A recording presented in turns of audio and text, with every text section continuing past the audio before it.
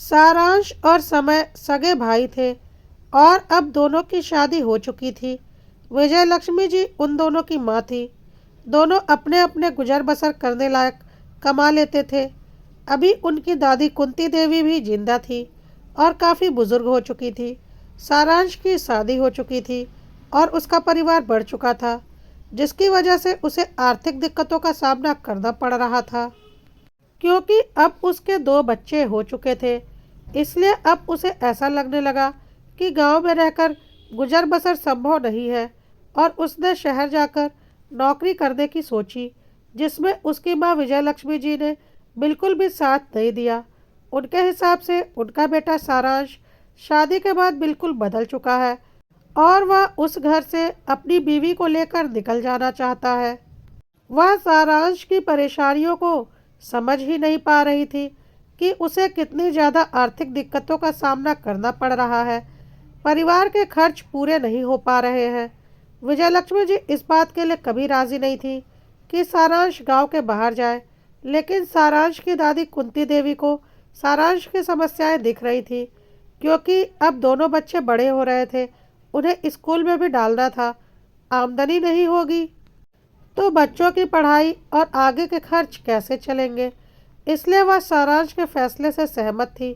सारांश को पता था कि माँ की बातों में आकर उसे और भी ज़्यादा मुसीबतों का सामना करना पड़ेगा, लेकिन फिर भी उसने एक बार बोला, माँ, अगर आप चाहती हो कि मैं यहीं पर रहूं, तो पिताजी ने जो दो जगह ज़मीन खरीदी थी, उनमें से कोई एक ज़मीन बेचकर मुझे कुछ पैसे दे दो, ताकि मैं अपना कुछ बिजनेस शुरू कर सकूं। फिर मैं यहाँ से जाने की सोचूंगा भी नहीं।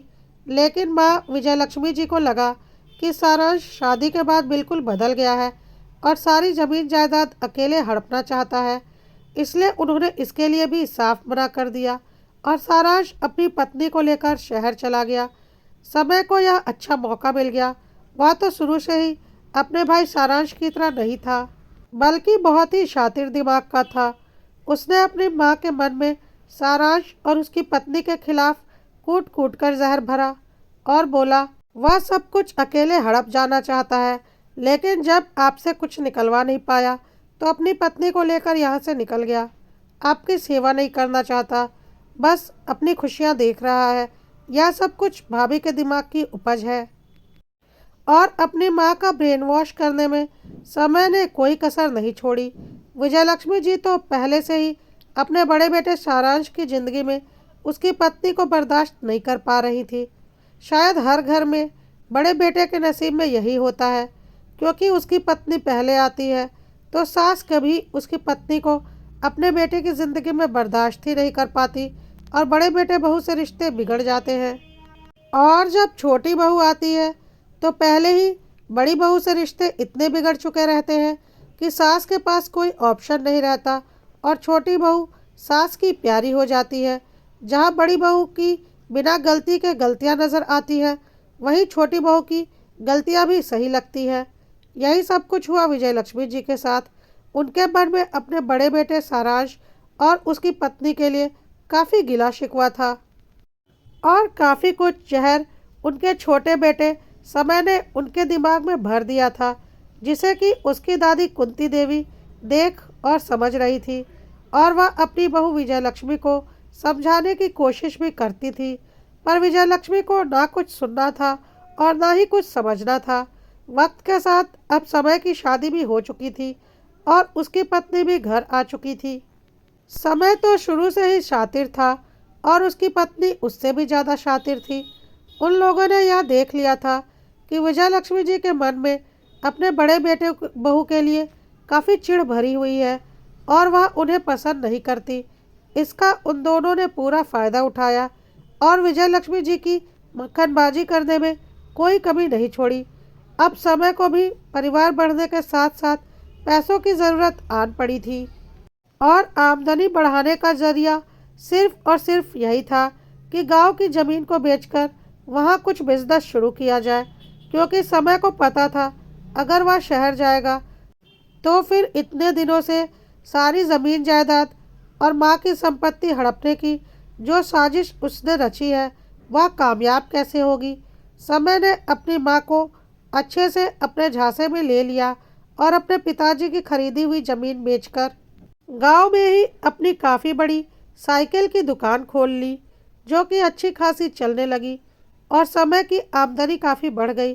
दादी कुंती देवी ने विजय लक्ष्मी को बोला भी था कि इस जमीन को बेचकर जो पैसे मिले हैं उन पर आधा हक सारांश का भी है, लेकिन विजय लक्ष्मी जी ने साफ बोल दिया, जो बेटा अपनी पत्नी को लेकर अपनी माँ से शादी होने के बाद अलग हो गया, मैं उसे अपनी संपत्ति में से कुछ भी नहीं देने वाली। दादी ने बोला, यह सब कुछ तुम ठीक नहीं कर रही हो। सारांश ने भी तुमसे ज़मीन बेचने के लिए कहा था, तब तो तुम पीछे हट गई थी, और अब जब समय ने कहा तो तुम तुरंत तैयार हो गई। अगर तुम समय को भी ज़मीन नहीं देती तब मैं देखती कि समय तुम्हारे साथ यहाँ पर रहता। विजय लक्ष्मी ने बोला, यह सब आपके दिमाग की सोच है। अगर सारांश मुझे कुछ मौका देता तो शायद मैं इस बारे में सोचती, लेकिन उसे तो हर हाल में यहाँ से निकलना था।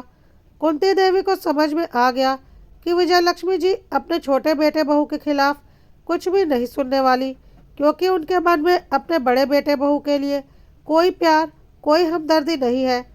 उनकी बहू विजय लक्ष्मी के लिए सर्वस्व उसके छोटे बेटे बहू ही है। दादी कुंती देवी को पता था कि विजय लक्ष्मी यह काम बहुत गलत कर रही है।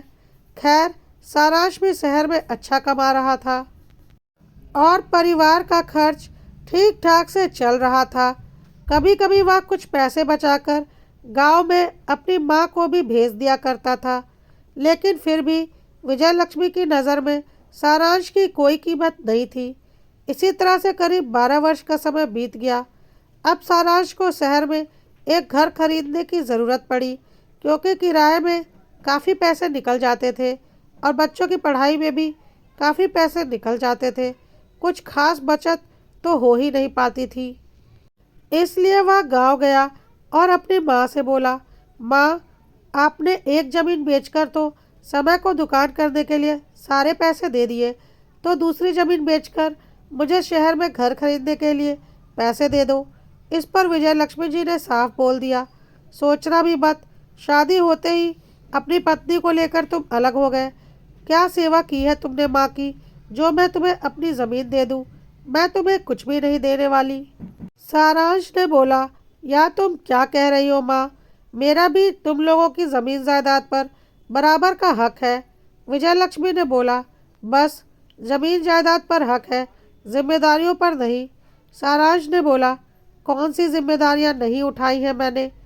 मेरी मजबूरी थी, इसलिए मैं यहाँ से गया, लेकिन फिर भी वक्त वक्त पर मैंने यहाँ पैसा भेजा है। आप वहाँ चलकर नहीं रह सकती, यह बात मुझे पता है, इसलिए वक्त वक्त पर हम दोनों यहाँ आ जाते हैं। अभी पिछले साल जब आप बीमार पड़ी थी, मेरी पत्नी यहाँ आकर रहकर आपकी सारी सेवा करके गई थी, क्योंकि आपकी छोटी बहू उस वक्त अपने मायके भाई के बच्चे के जन्मदिन के मज़े ले रही थी और 1 महीने बाद आई थी। क्या जन्मदिन में जाने पर 1 महीने बाद आया जाता है, वह भी तब जब सास घर में बीमार पड़ी हो। मेरे बच्चे स्कूल से आकर घर में अकेले रहते थे और हम लोगों ने उस वक्त टिफ़िन का खाना खाया था। उस वक्त क्योंकि मेरी पत्नी यहाँ अपने सास की सेवा कर रही थी। जितना हो सकता है उतना तो हम करते हैं माँ, उसके बाद भी आप ऐसी बातें कर रही हो। लेकिन विजय लक्ष्मी जी को ना कुछ सुनना था, ना उन्होंने सुना, क्योंकि समय ने अच्छे से अपनी माँ का ब्रेन वॉश कर रखा था और विजय लक्ष्मी जी ने साफ बोल दिया कि मैं अपनी ज़मीन जायदाद में से 1 फूटी कौड़ी तुम्हें नहीं देने वाली। तुम जा सकते हो यहाँ से। यहाँ कोई पुश्तैनी ज़मीन जायदाद नहीं है कि उस पर तुम्हारा हक बनता है। यह सारा कुछ मेरे पति का किया हुआ है और वह भी मेरे नाम पर है। मेरी मर्जी, मैं जिसे चाहे दूंगी। और रही बात मेरे गहनों की, तो वह भी मेरे हैं, मुझे जिसे मर्जी उसे दूंगी। अगर पुश्तैनी कुछ है तो यह घर है, कर लो इसका बंटवारा, आकर रहो यहाँ, क्योंकि यह घर तो अभी बिकने वाला नहीं। और वैसे भी अभी तुम्हारी दादी भी जिंदा है। सारांश को अपनी माँ से ऐसे बेईमानी की बिल्कुल भी उम्मीद नहीं थी। समय और उसकी पत्नी वहीं बगल में खड़े होकर मुस्कुरा रहे थे, क्योंकि उनके लिए तो सोने पर सुहागा हो गया था। उनके इतने दिनों की मेहनत रंग जो लाई थी। अच्छा खासा बिजनेस खड़ा हो गया था। गांव में पैसों की कोई कमी नहीं थी और बची हुई जमीन जायदाद भी विजयलक्ष्मी जी ने उन्हीं के नाम करने की सोची थी। सारांश और उसके परिवार को हर तरह से बेदखल कर दिया था विजयलक्ष्मी जी ने। सारांश और उसकी पत्नी ने सपने में भी नहीं सोचा था कि ऐसा कुछ होगा और उनकी माँ उनके साथ ऐसी बेईमानी करेगी। लेकिन विजयलक्ष्मी जी कुछ भी सुनने को तैयार नहीं थी। कुंती देवी को यकीन नहीं हो रहा था कि एक माँ होकर अपने बेटे के लिए इतना जहर भरा है उसके मन में, और इसमें समय और उसकी पत्नी का पूरा योगदान है। यह बात तो वह अच्छे से समझ ही रही थी। खैर, विजयलक्ष्मी जी को कुछ भी नहीं सुनना था और उन्होंने कुछ भी नहीं सुना। कुंती देवी भी अब काफ़ी बूढ़ी हो चुकी थी। उनसे ज़्यादा कुछ बोला नहीं जा रहा था, बल्कि उन्हें ऐसा लग रहा था कि उनकी सांसें कभी भी रुक सकती हैं। इसलिए उन्होंने सारांश को अपने पास बुलाया और बोला, बेटा, तू चिंता मत कर। तेरे साथ तेरी माँ ने नाइंसाफ़ी की है, तुझे तेरा हक नहीं दिया। लेकिन यह बुढ़िया, तेरी दादी, तुझे तेरा हक देकर जाएगी। जिसे सुनकर समय और उसकी पत्नी हंसने लगे और बोले, आखिर दादी के पास क्या है जो वह सारांश को देकर जाएंगी? सिर्फ एक घर जो कि पुश्तैनी है, और खुद ब खुद उसका आधा हिस्सा समय को मिल जाएगा। फिर दादी के पास आखिर है क्या? उम्र के इस आखिरी पड़ाव में कभी भी वह इस दुनिया से जा सकती है। गले में एक चेन, कानों में बालियां और हाथों में 2 सोने के कंगन पहन रखे हैं। उसके अलावा वह क्या दे सकती है सारांश को, क्योंकि उसके अलावा तो आज तक उन्हें कभी कुछ पहने नहीं देखा। विजयलक्ष्मी ने भी अपनी सास के इन जेवरों के अलावा कभी उन्हें कुछ और पहने नहीं देखा, और ना ही कोई ऐसी जमीन जायदाद वह जानती थी जो उसके सास के नाम पर हो। इसलिए वह भी सोच रही थी कि कुंती देवी यह कैसी बातें कर रही हैं और वह सारांश को क्या देंगी। यह सब कुछ देखकर कुंती देवी का दिल रो रहा था कि एक माँ अपने बेटे के साथ ऐसा भेदभाव कैसे कर सकती है।